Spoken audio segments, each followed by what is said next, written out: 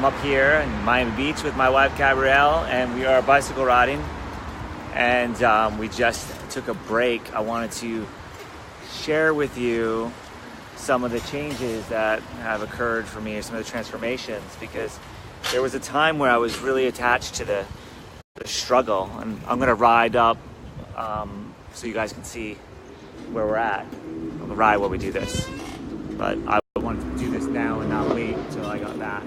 So if you have any questions or anything, feel free to pop on and say whatever it is you'd like to say. If you're not watching it live, that's cool. And still do that. I'll come back and read the comments later. So I'll point out some cool architecture that's I've seen since I got here. We're on mile about 8 or so. And we're cruising back to the place. Cruising back to go home. Hey, Cloud. My father-in-law, or father, is still my father, just joined in. Nice to see you. Check out Gabby on the mic.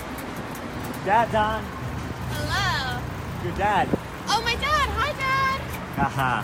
So, the struggle. So there was a time for me when I was like really caught up in how hard things were, how difficult things were.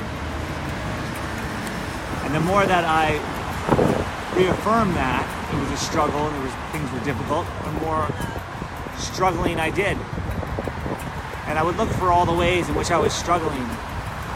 And everything would be feeling so hard and difficult. Kind of like when you're riding a bicycle into headwinds with one hand, doing a live feed.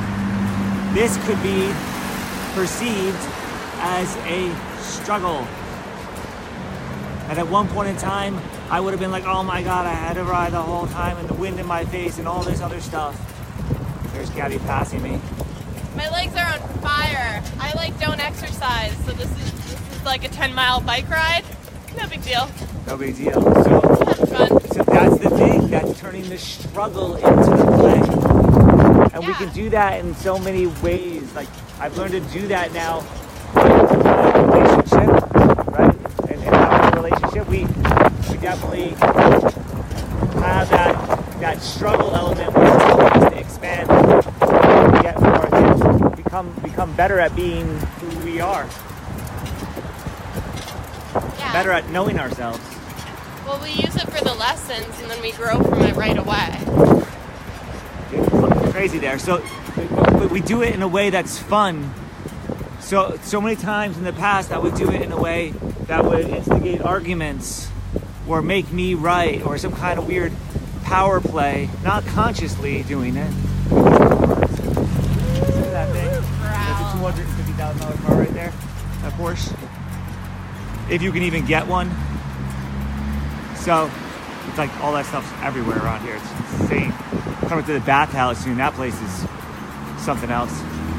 So what happens is when I redefined the struggle as the part that would be the fun part. Check this place out, the May. This place right here is so beautiful. It's like zen as here, Fugazi.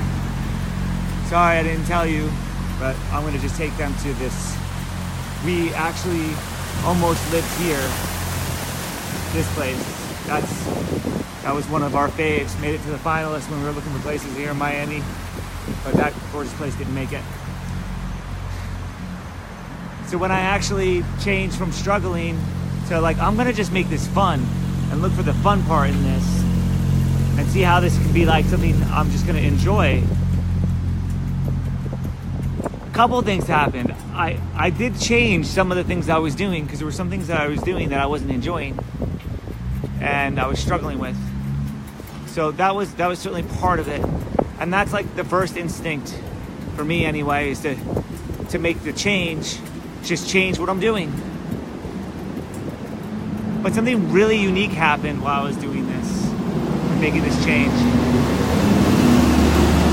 The things that I was doing, I was doing them in a different way so that I could actually enjoy them. So I didn't even have to change anything. Look at this place.